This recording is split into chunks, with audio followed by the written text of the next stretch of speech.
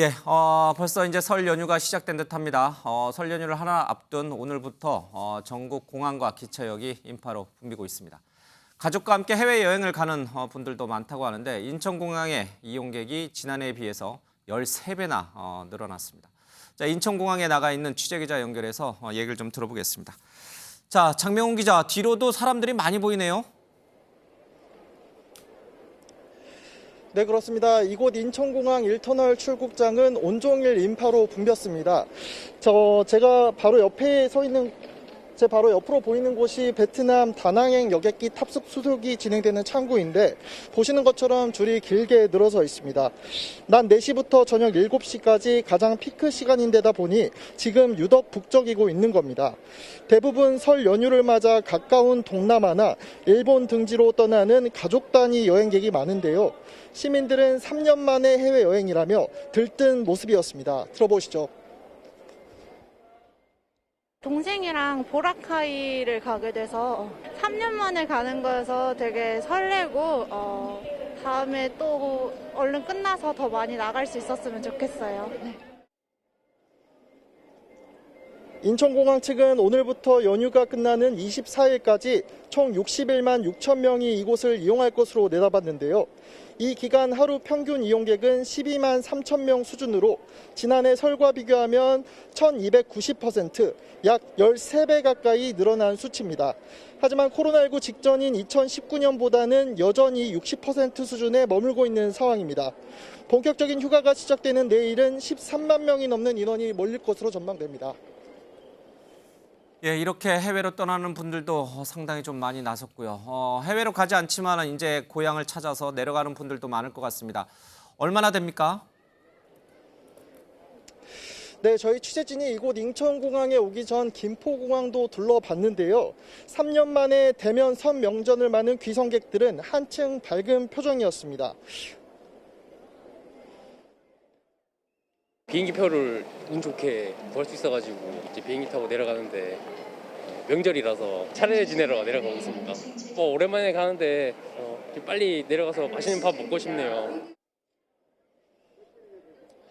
인천공항을 제외한 전국 14개 공항에 설 연휴 기간 109만 4천 명이 이용할 것으로 전망됩니다.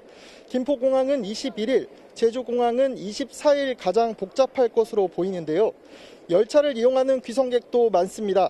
낮 4시 기준 전 노선 하행선 예매율은 92.9%로 경부선은 97.4%, 전라선은 95.9%로 표를 구하기 어려운 수준입니다. 공항과 기차역 등 주요 교통편마다 귀성객들이 몰리고 있어 가급적 여유롭게 이동하시는 게 좋겠습니다. 지금까지 인천공항에서 MBN 뉴스 장명훈입니다. 예, 이렇게 서둘러서 가족들과 함께 해외로 나가거나 또는 또 고향으로 내려가는 분들이 있습니다. 그러나 또 다른 한쪽에서는 그렇지 못하는 일이 벌어졌습니다. 오늘 서울 강남에 있는 구룡마을에서 화재가 일어났습니다. 아침 오전 6시 27분쯤 화재가 발생했는데 이 구룡마을은 대표적으로 조금 어려운 분들이 많이 모여 사는 곳입니다. 판잣집 60여 채가 순식간에 잿더미로 변했습니다. 그래도 아주 다행스러운 것은 인명피해는 없었습니다. 그리고 이재민들은 지금 이 당국에서 마련한 삼성급 호텔로 이동을 해서 지금 안식을 취하고 있다고 합니다. 그런데 이 구룡마을은 지난 2009년부터 무려 화재가 16차례 벌어진 곳입니다. 그리고 작년 추석 때는 수해를 입어서 또 제대로 추석을 셀 수가 없었죠. 왜 이렇게 가난한 사람들에겐 이런 일들이 빈번하게 생기는 걸까? 앞서 이제 인천공항 얘기도 좀 했습니다만 우리 사회의 빈부격차가 고스란히 노출된 하루가 아니었나 싶습니다. 민현주 의원께서 사회학을 전공하시고 계시니까 이 사회적인 문제로 좀 잠깐 얘기를 들어야겠습니다. 왜 글쎄 이게 뭐 누가 방어는 아닐 텐데 이 두 뉴스를 동시에 보면서 좀 착잡해집니다. 사회적 불평등, 빈부격차, 국가가 정부라는 곳이 나서서 그것을 해소하기 위해서 열심히 복지 정책을 피긴 합니다만은 쉽사리 잘 안 되는 것 같아요.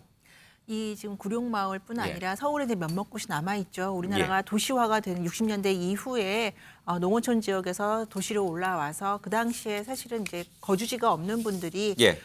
손쉽게 좀 저렴한 가격에 거주할 수 있는 지역들을 골라서 이제 예. 도시 노동자로서 살면서 거주했던 지역 중에 하나가 이제 구룡마을인데요. 예. 그 이후에 강남 지역이 대규모로 개발됐음에도 불구하고 여전히 좀 남아있는 지역이고요.